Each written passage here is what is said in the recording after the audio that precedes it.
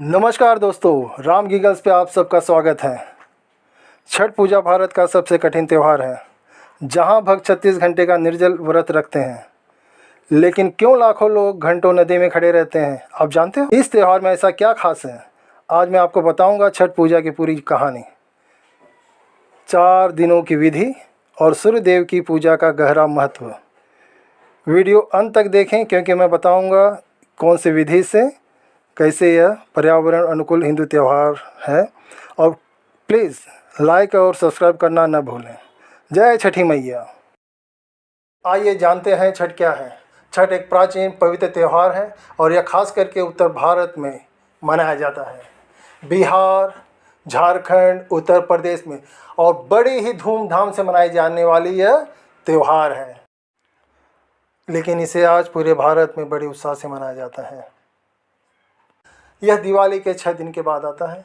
इसमें सूर्यदेव और छठी मैया की पूजा की जाती है और सूर्योदय के वक्त भगवान सूर्यदेव को अर्घ्य दिया जाता है। छठ पूजा 4 दिनों तक चलता है। पहला दिन नहाए खाए, दूसरा दिन खरना, तीसरा दिन संध्या अर्घ्य, चौथा दिन सुबह का अर्घ्य। चिंता मत कीजिए, मैं हर दिन की विधि पूरी डिटेल में आपको बताऊंगा। सबसे इम्पोर्टेंट बात, पूजा कैसे करें। पहला दिन नहाए खाए। इस दिन सुबह स्नान करके घर की सफाई करते हैं, शुद्ध शाकाहारी खाना बनाते हैं, जैसे दाल, चावल और कद्दू की सब्जी खाते हैं। दूसरा दिन खरना। इस दिन पूरे दिन व्रत रखते हैं, शाम को गुड़ की खीर और रोटी बनाते हैं, इसे प्रसाद के रूप में खाते हैं। इसके बाद उनकी कठिन 36 घंटे का निर्जल व्रत शुरू होता है।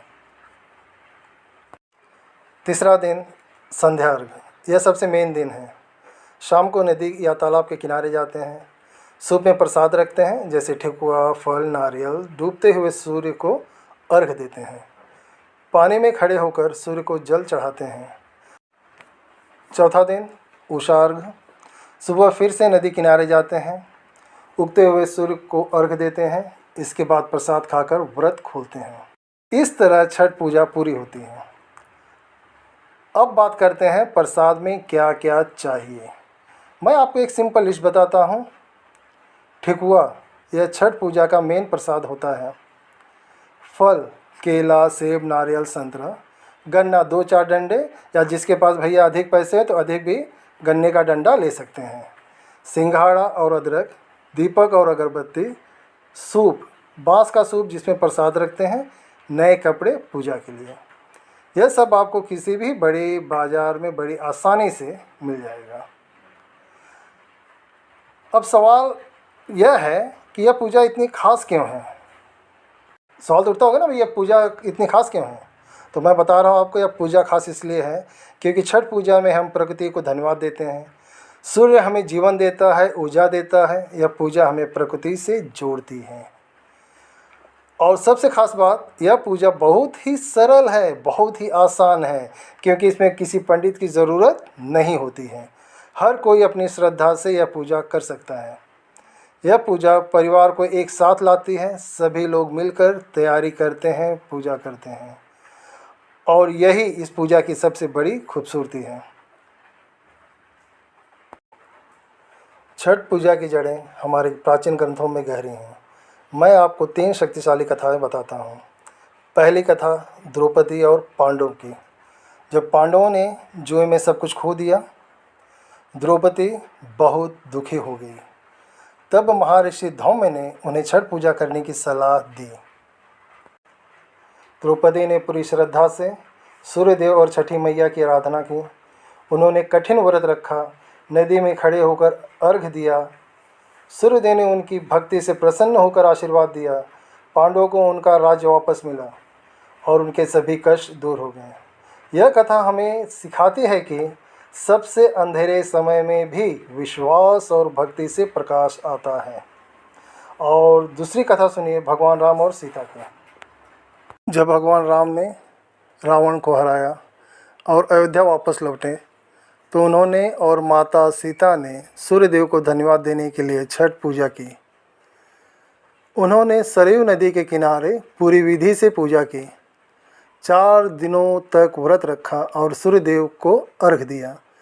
भगवान राम ने इस परंपरा को स्थापित किया ताकि आने वाली पीढ़ियां भी सूर्यदेव की आराधना करें। इसलिए छठ पूजा को सूर्य षष्ठी व्रत भी कहते हैं। और तीसरी कथा है कर्ण सूर्यपुत्री। महाभारत के महान योद्धा कर्ण सूर्यदेव के पुत्र थे। ये तो आप सभी जानते होगा, नहीं जानते हो तो जान लो भैया। ये छठ पूजा करने वाले पहले भक्त माने जाते हैं। कर्ण रोज सुबह नदी में कमर तक पानी में खड़े होकर अपने पिता सूर्यदेव को अर्घ देते थे। घंटों तक वे पानी में खड़े होकर सूर्य की आराधना करते थे।